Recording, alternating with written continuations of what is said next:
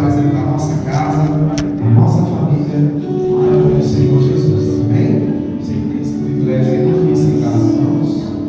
Mas é irmã, fala com o seu coração. O Senhor dá uma palavra aqui, né? Você está em nome de Jesus. Amém? Vamos orar? Vamos apresentar a nossa casa, a nossa família, nas mãos do Deus Todo-Poderoso nessa noite.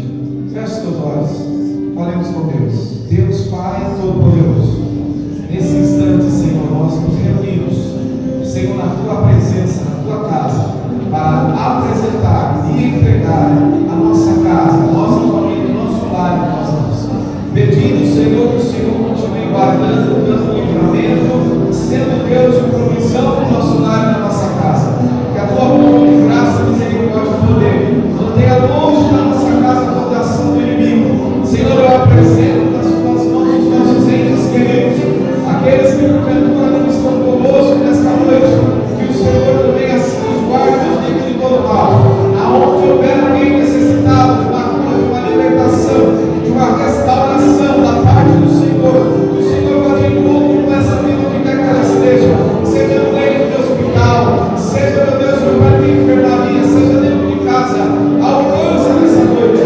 Senhor, eu te apresento também os casais, os casamentos, para que o Senhor continue guardando. Seja o Senhor, meu Deus, meu Pai, aquele que restaura, que renova.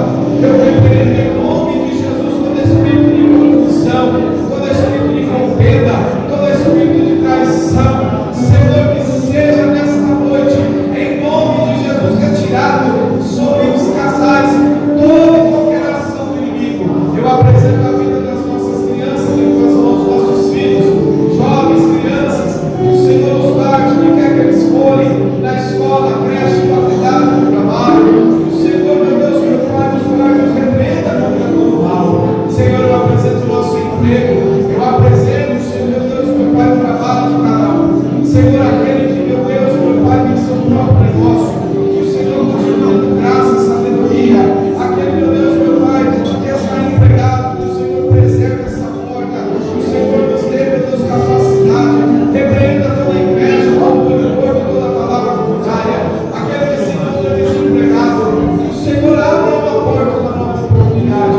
Assim, Senhor, nós apresentamos a nossa igreja sede, as nossas congregações na cidade de Botucatu, todas as igrejas do Brasil para Cristo, a nossa cidade, o nosso bairro, nas mãos do Senhor, para que nessa noite, mais uma vez, o Senhor venha ser glorificado.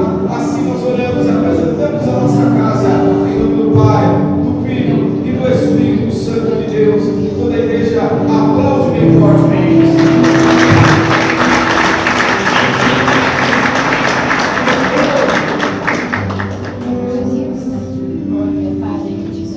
Glória a Deus. Amém, igreja? Louvado seja Deus. Quero louvar Deus também pela presença do presbítero Clóvis, está aí, né? Com a nossa irmã Lúcia, presbítero Clóvis, que é conhecido por todos nós e carinhosamente por alguns que lá tem o apelido de mestre, né? Segundo a sabedoria, toda a sua graça para ministrar a palavra.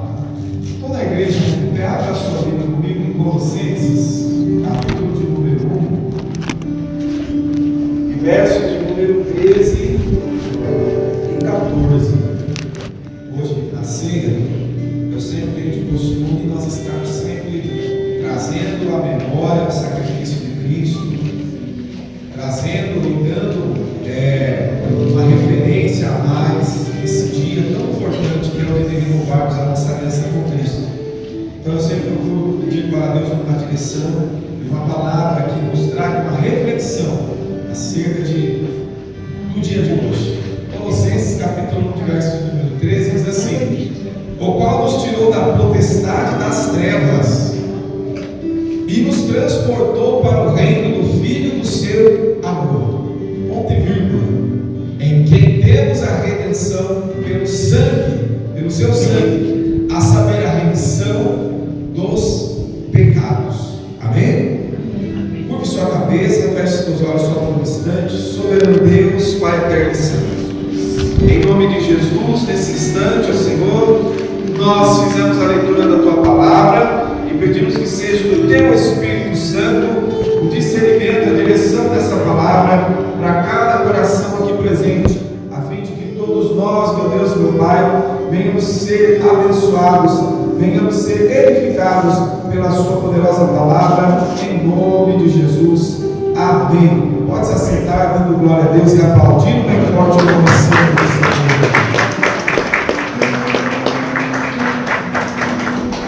Carta de Paulo à igreja de Colosso não é uma carta fácil de ser redigida, ainda mais quando Paulo está atravessando já no final da sua carreira, está preso, escreve essa carta endereçada a Timóteo com instruções, e às vezes são nos momentos de maior tribulação, nos momentos de maior aperto na vida do crente, que o crente se extrai do crente a sabedoria. Você já parou para pensar, ou você já deve ter vivido, percebido isso?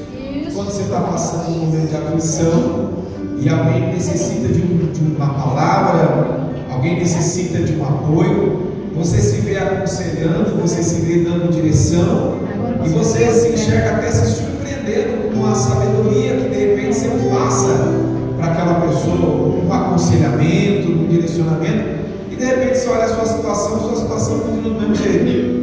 Você está passando uma adversidade, uma luta, mas mesmo assim Deus faz questão de te usar como um instrumento, e isso é bom, porque isso faz parte do plano de Deus, da obra de Cristo nas nossas vidas. Então, quando Paulo está escrevendo essa carta, está nascendo ali na igreja de Colosso uma espécie de heresia.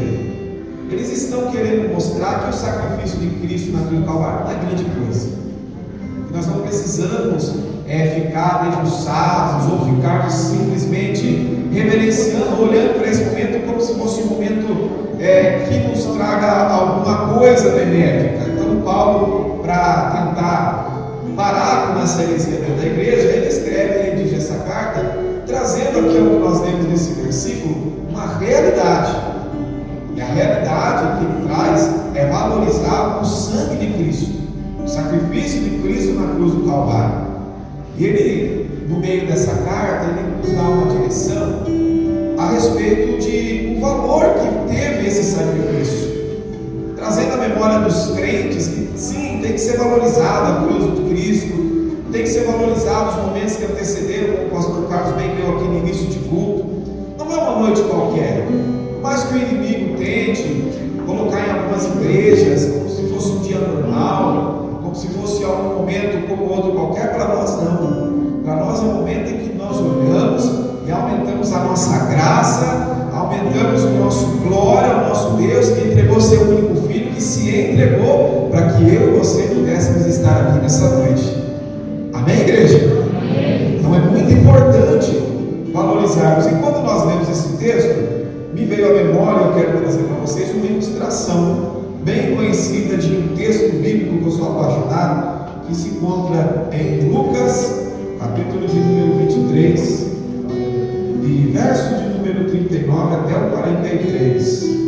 Nós vamos estar vendo, meus irmãos, acerca da mensagem da cruz, do ladrão da cruz, aonde nós, eu acho que eu falei errado para os irmãos, não falei? Acho que é Mateus 27, 44. Se eu falei errado, me desculpa. Eu acho que eu falei errado para os irmãos. Amém? Quantos irmãos vão olhando lá? Isso. Mateus 27 e 44. E o mesmo lhe lançaram também no rosto os salteadores, que com ele estavam crucificados. E desde a hora sexta houve trevas sobre toda a terra, até a hora nona. E perto da hora nona exclamou Jesus em alta voz, dizendo: Eli, Eli, sabachthani, isto é, Deus, por que me desamparaste?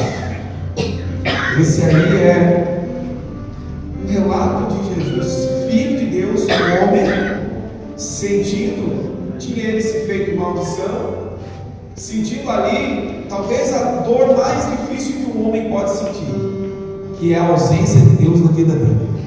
E por alguns instantes, o Cristo, o homem, teve essa sensação, para que se cumprisse exatamente o propósito de Deus, porque Deus, Ele é justo, Ele é amor, mas Ele é justiça, e Ele não pode mentir. que Deus ele abomina o pecado. Jesus se fez pecado por uns instantes para que nós pudéssemos alcançar a salvação, para que se cumprisse ali. E você percebe bem que momentos antes dele falar isso, momentos antes dele sentir isso, ele está trabalhando, ele está fazendo a obra dele, porque do lado, ele está no meio de dois ladrões, conhecidos como salteadores, ou, se usarmos nos dias de hoje, assaltantes. Dois personagens que vão aparecer na Bíblia no último momento de Jesus, antes da sua entrega total na cruz do Calvário. A Bíblia nos apresenta que esses dois têm personalidades diferentes. É uma mensagem que nos traz uma reflexão sobre qual é a finalidade. Qual era a finalidade daquela cruz? Era expor. Jesus foi colocado ali para que todo mundo que estivesse lá embaixo olhasse e entendesse que ele era igual os ladrões, que ele estava na mesma condição daqueles homens.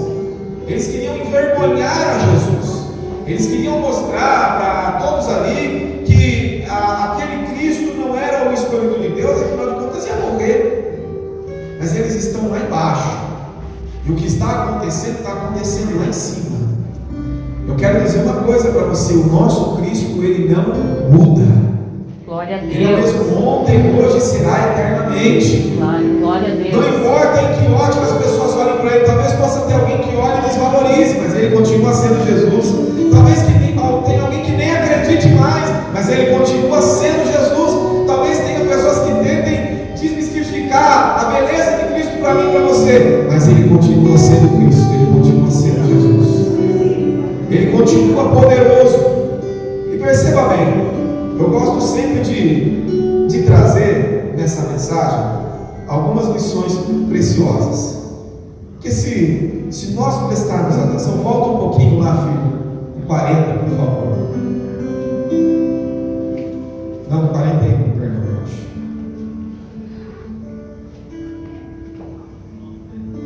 Isso aí. E da mesma maneira também os principais sacerdotes, com os escribas, anciãos e fariseus, escarneciam e diziam, 42, salvou aos outros e a si mesmo não pode salvar-se. Se é o rei de Israel, desça agora da cruz e creremos nele. Ou em algumas Bíblias, creremos em você. Algumas pessoas dizem, e eu acredito também, que a tentação de Cristo no deserto foi talvez um desafio maior que ele teve no seu ministério. Mas eu acredito que esse aqui foi a maior tentação que Cristo passou. Sabe por quê? Porque Cristo veio para os seus e os seus os rejeitaram. Cristo queria que os judeus, a prioridade era que os judeus dessem nele. E ele passou toda a sua caminhada curando, libertando, salvando as pessoas da morte, trazendo vista aos cegos, e nenhum judeu acreditava. Poucos eram que acreditavam. Agora, quando chega no dia que está perto a se cumprir aquilo que já era o propósito de Deus, o plano da salvação, aparecem os judeus dizendo: ó, o negócio é o seguinte, temos uma proposta para você, se salva aí, sai dessa cruz, invoca todo o seu poder, tira esses pregos da mão, quebra tudo isso daí, desce daí, aí nós vamos crer em você. Talvez, irmãos, ali teria sido a oportunidade de Cristo olhar e falar: agora eu vou conseguir converter os judeus, porque seu irmão Wagner, se eu descer daqui e mostrar todo o meu poder, eles estão falando que vão crer em mim. Eu vim para isso, eu vim para eles, é agora o momento de triunfar. Mas não, já existia um plano maior, que não era só restrito a judeu, mas era para alcançar toda a humanidade. Glória a Deus. Erga a sua mão, que eu quero lançar uma palavra para a sua vida. Ainda naquele momento, ainda com toda aquela tentação, ele não desceu, ele permaneceu firme, ele aguentou e se entregou naquela cruz para mim e para você, para nós estarmos aqui nessa noite.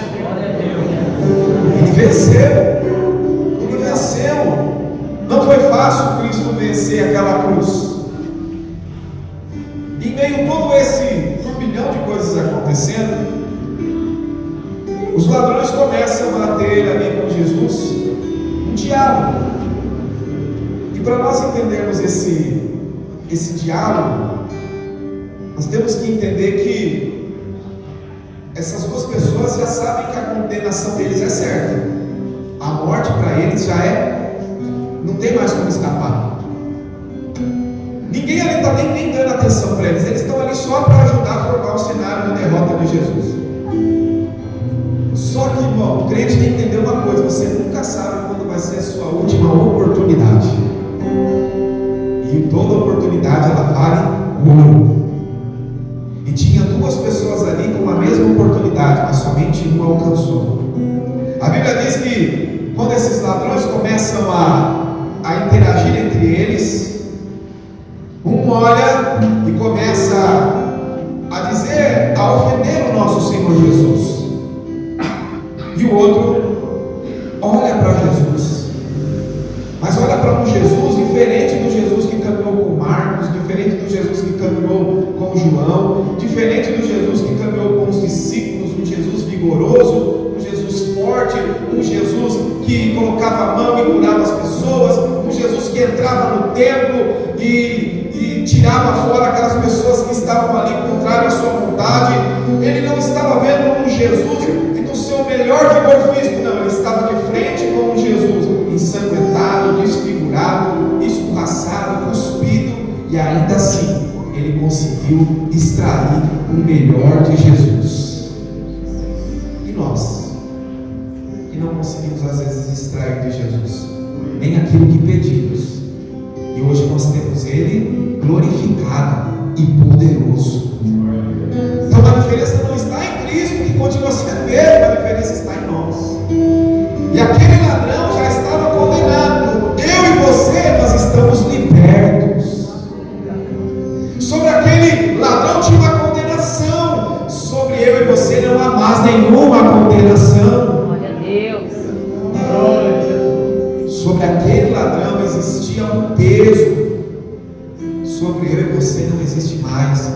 Porque Jesus diz: aquele que está cansado, vinde a mim, que eu vos aliviarei.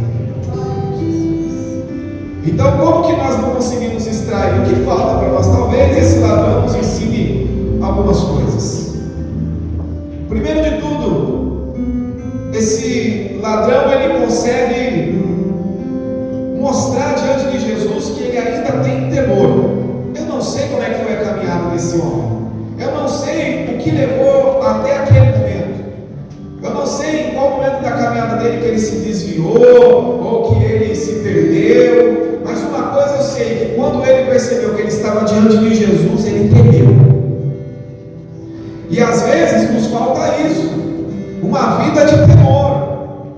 Nos falta aquele temor que nós temos no início da nossa caminhada, porque o termômetro do crente é o temor. Quando você não teme mais a Deus, você está propício aos erros. Quando você não teme mais a Deus, você está propício a desanimar. Quando você não tem mais temor a Deus, você toma decisões erradas. Olha o que a Bíblia vai dizer, Provérbios 9:10, que o princípio, que o temor é o princípio da sabedoria. Aqueles que não temem a Deus não entendem muitas das vezes porque que a sua vida, a opressão começa a tomar conta dela. Um crente sem temor, ele não pode reclamar se a sua vida começa a ter muito problema, muito ataque espiritual. Um crente sem temor, ele não pode reclamar se as perseguições aumentam. Um crente sem temor, ele não pode reclamar se as portas começam a se fechar. Um crente sem temor, ele não pode reclamar se a vida começa a ficar bagunçada. Um crente sem temor, ele não pode reclamar se a família começa a se dissolver. Um crente sem temor não pode reclamar se o inimigo começa a se levantar com grande fúria e vencer algumas batalhas. Sabe por quê? Porque a Bíblia diz que um crente sem temor, ele está sem proteção. Porque o Salmo 39 diz assim, que aqueles que temem o Senhor, os anjos do Senhor se acampam ao redor deles. Os anjos do Senhor se acampam ao redor daquele que os teme e os livra. E os livra. E os livra. E os livra. Se tu está tendo livramento, é porque está faltando temor.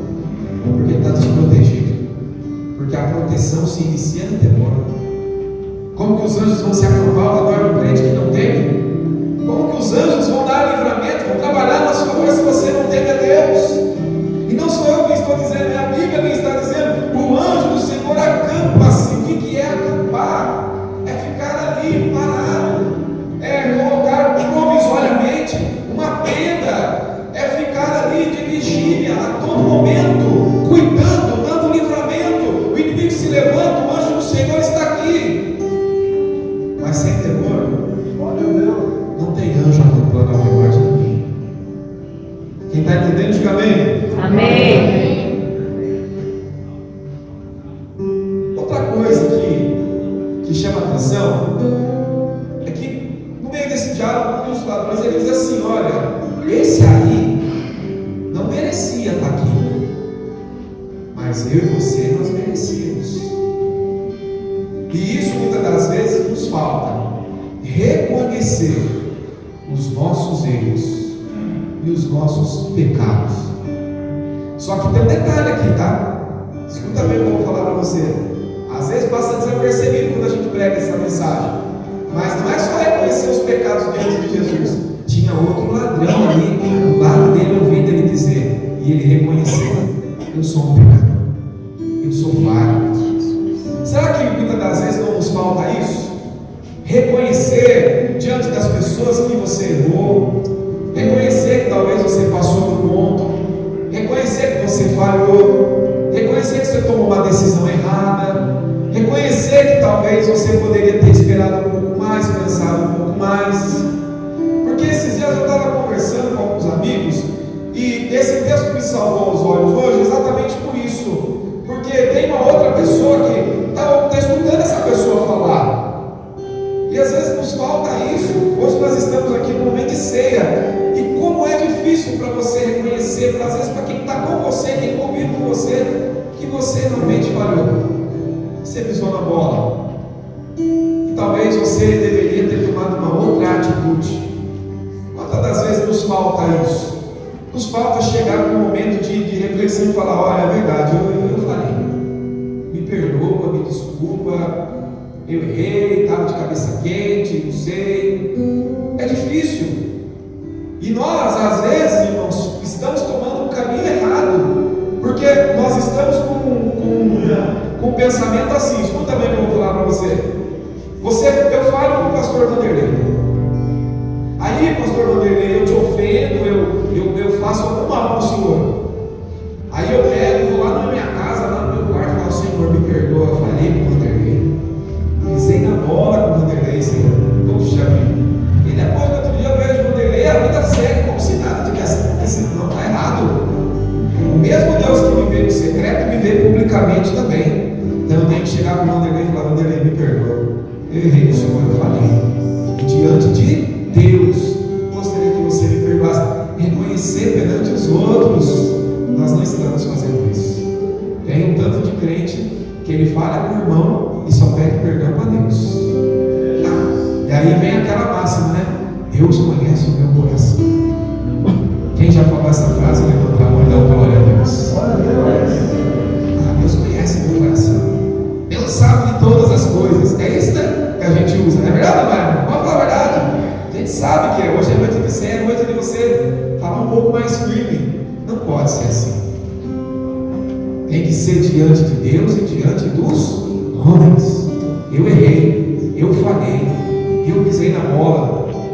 Jesus está observando tudo aquilo. Quem está entendendo, diga amém. Amém. 1 João diz assim: se dissermos que não temos pecado, enganamos nós mesmos, e não há verdade em nós. Se confessarmos os nossos pecados, Ele é fiel e justo para nos perdoar e nos purificar de toda a injustiça. Se dissermos que não pecamos, fazemos nós mesmos de mentiroso, e a sua palavra não está em nós. João diz assim: filhinhos, não pequeis, mas se todavia pecares, lembra-te que você tem um advogado. E nesse instante, numa noite de ceia como essa, eu vou te dar 1 minuto para você fechar os seus olhos e ter essa oportunidade, somente você e o Pai, de reconhecer as suas falhas e de pedir para que Ele te dê a oportunidade de, talvez, se você tiver falado com alguém, você procurar essa pessoa também e se consertar. Feche os seus olhos e aproveite essa oportunidade, que talvez seja a única, de olhar você agora. Não é ninguém que vai olhar, é você. E reconhecer onde você tem falhado, aonde você tem errado em nome de Jesus. Deus Pai,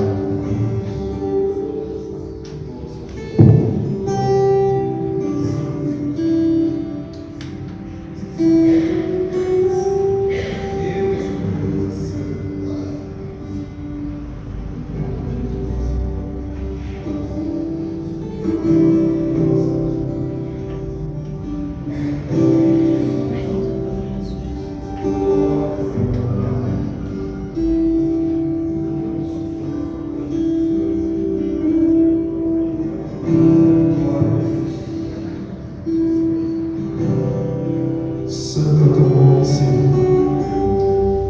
Glória a Ti, ó Pai. Que Deus nos dê mais momentos assim, momentos de olhar. Talvez, pensamento meu agora, tá, irmãos? Não vou cometer nenhuma heresia. Talvez aquele ladrão dele deve, pastor Fabio, muitas das vezes no momento da sua. Vamos pensar comigo que ele estava preso lá, momentos antes de ser levado para a condenação. Você acha que ele deve ter pedido: Senhor, eu queria ter um encontro com o Senhor. Senhor, eu queria ter uma oportunidade com o Senhor. Senhor, eu queria ter um último momento com o Senhor. Você acha que talvez ele não pensou: puxa vida, se eu tivesse tido uma oportunidade? Sabe que de repente, talvez, no meio das andanças dele, uma vez eu não lembro direito onde foi que eu estudei, que talvez ele teria sido preso semanas antes. Então, pastor Cláudio, talvez nessa caminhada dele de ficar sendo uma pessoa que cometia delitos, crimes, ele possa ter cruzado com Jesus, possa ter visto Jesus de longe curar o cego Bartimeu. Estava lá saudável, ele saudável, mas ele não teve aquela oportunidade. Mas eu quero dizer uma coisa para você: se na minha vida e na sua vida tiver propósito, nenhuma oportunidade passa desapercebida com Jesus. Não importa a maneira que você esteja, no momento certo vai se cumprir o propósito de Deus para a sua vida. Quem está entendendo, diga amém. Amém. Vamos caminhar para o fim. A Bíblia diz: e disse a Jesus: Senhor, lembra-te de mim quando entrares no teu reino. Puxa vida, né? A perspectiva dele é morte. Sabe que o fim está ali, mas agora ele está de frente com Jesus. Por isso que eu penso comigo que talvez seja uma pessoa que se desviou no meio do caminho, que talvez tenha passado por um momento de dificuldade, eu não sei, mas eu sei que ele sabia que existia um reino, ele sabia que existia um Jesus, e que ele não podia desperdiçar aquela oportunidade, desperdiçar aquele momento de viver nesse reino com o Senhor Jesus. E é isso que eu gostaria que você pensasse nessa noite: será que nós temos valorizado de verdade a eternidade no Cristo Jesus? Hoje eu não quero falar, não quero que você fique pensando em bem material, não quero que você fique pensando nada dessas coisas que Deus pode acrescentar na sua vida. Eu quero que você reflita sobre isso. Será que você está valorizando a eternidade com Cristo Jesus? Será que você não está levando a vida despretensiosamente, se esquecendo que vai chegar um momento que ou você vai para o céu ou você vai para o inferno? Será que nós não estamos levando uma vida que de repente nós estamos acomodados, viramos religiosos e nos esquecemos? Eu quero dizer uma coisa para você: hoje nós estamos aqui com vida, saúde, saudável, tendo essa oportunidade. Ele não estava, ele estava numa cruz, de frente com Jesus, todo desfigurado, mas ele não se esqueceu que tinha um reino, ele não se esqueceu que tinha salvação. Naquele momento eu olho para aquele homem e não vejo ele clamando por justiça: me tira daqui, me solta daqui, como fez o outro, olhou para Jesus e falou: tira a gente dessa situação. Porque no momento de aperto é o que nós mais pedimos para Jesus: me tira dessa situação, me livra desse momento de dificuldade. Quando na verdade o que nós devemos fazer todos os dias é olhar para Jesus e falar: Senhor Jesus, não me esquece de mim no teu reino, não me esquece do Senhor da eternidade. Senhor Jesus, não esquece de mim, me ajuda, Senhor, me fortalece, porque eu não quero fechar os olhos para esse mundo e abrir os meus olhos em outro lugar que não seja na tua presença, como já foi louvado aqui, olhando nos teus olhos, contemplando a tua beleza. Nós não podemos nos esquecer, como esse ladrão não se esqueceu, que tem um reino preparado para mim e para você. Quem está entendendo, diga amém. E o mais interessante é que Jesus responde àquele homem. Ele reconheceu a divindade de Cristo. Ele olhou para Jesus Cristo e se lembrou do principal. Ele não se lembrou e não pediu nada material. Afinal de contas, talvez a vida material dele já estava destruída mesmo. O que restava para ele era o espiritual. Ele não podia perder aquela oportunidade. E o que me chama a atenção é que Jesus responde. Jesus está ali naquele momento difícil, mas está trabalhando. Está ali naquele momento de dificuldade, mas está fazendo o que ele vem fazendo, ganhando alma para o reino de Deus. Aí Jesus olha para ele, pastor Carlos, e diz para ele aquela frase que todos nós conhecemos. E disse-lhe Jesus: em verdade te digo que ainda hoje estará comigo no paraíso. Ó, eu sempre gosto desse texto, porque ele não faz questão de esconder que era um ladrão. Eu amo esse texto na ótica de Lucas, porque traz essa riqueza de detalhes. Era um ladrão, condenado pelas pessoas, mas que diante de Cristo teve uma oportunidade. E Cristo olhou para esse ladrão e disse assim para ele: ó, não tem ninguém lá ainda, viu? Você vai ser o primeiro que vai estrear o paraíso. Jesus está quase indo, Fabiano, quase se entregando. E a primícia de Cristo é a restauração completa na vida de alguém que não tinha mais nada para oferecer. Tinha alguma coisa para oferecer esse ladrão na cruz? Não. Tinha alguma esperança na cruz? Não. Mas nessa cruz tinha Jesus. A ressurreição e a vida estava diante daquele homem. E nessa noite eu queria que você ficasse com essa mensagem realmente para você sair daqui refletindo.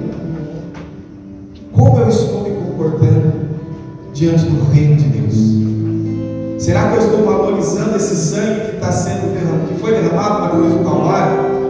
Será que a minha caminhada está me levando verdadeiramente para a eternidade, ou eu estou caminhando a passos largos para o inferno? Será que as oportunidades que Cristo tem me dado, eu verdadeiramente tenho buscado nele a oportunidade de ir para o reino dele, de ir para a eternidade? Ou eu tenho de repente buscado a oportunidade só de melhorar de vida, só de melhorar de situação? Será que eu só estou buscando em Cristo uma oportunidade de ser alguém? Eu estou buscando em Cristo uma oportunidade de ter alguma coisa, quando eu não posso me esquecer que em Cristo eu posso sim todas as coisas, mas o principal é a eternidade com Cristo Jesus. Pois Ele morreu para que eu e você não fôssemos para o inferno. Então nessa noite nós temos que valorizar. E para finalizar, eu gostaria que você pensasse exatamente nisso. Tinha alguém testemunhando o milagre de Cristo. Alguém recebeu a bênção, Cristo operou o milagre e alguém estava vendo. Sabe o que é isso? Sempre vai ter uma testemunha de que se não aconteceu na sua vida, não foi porque Jesus não trabalha, é porque você não aproveitou a oportunidade. Sempre vai ter uma testemunha para ver que Jesus ainda trabalha. E que se você não alcançou, foi porque você perdeu a oportunidade. Quantos recebem essa palavra nessa noite? E para todo mundo que entendia que a cruz era um lugar de vergonha, teve uma testemunha ocular que entendeu que a cruz era um lugar de salvação, aonde se manifestou a glória de Deus, aonde se manifestou a graça do Senhor Jesus. E assim é na nossa vida, irmãos. A oportunidade está para muitos, mas poucos são para todos. Tinha 2 ladrões junto com Jesus, só um alcançou a salvação. Não porque Cristo escolheu, mas porque ele negou a graça de Cristo na vida dele. Que eu e você não venhamos negar a graça de Cristo, porque ela está à nossa disposição todos os dias, e que todos os dias eu e você possamos fazer proveito da graça do Senhor Jesus. Você pode aplaudir Jesus por essa palavra?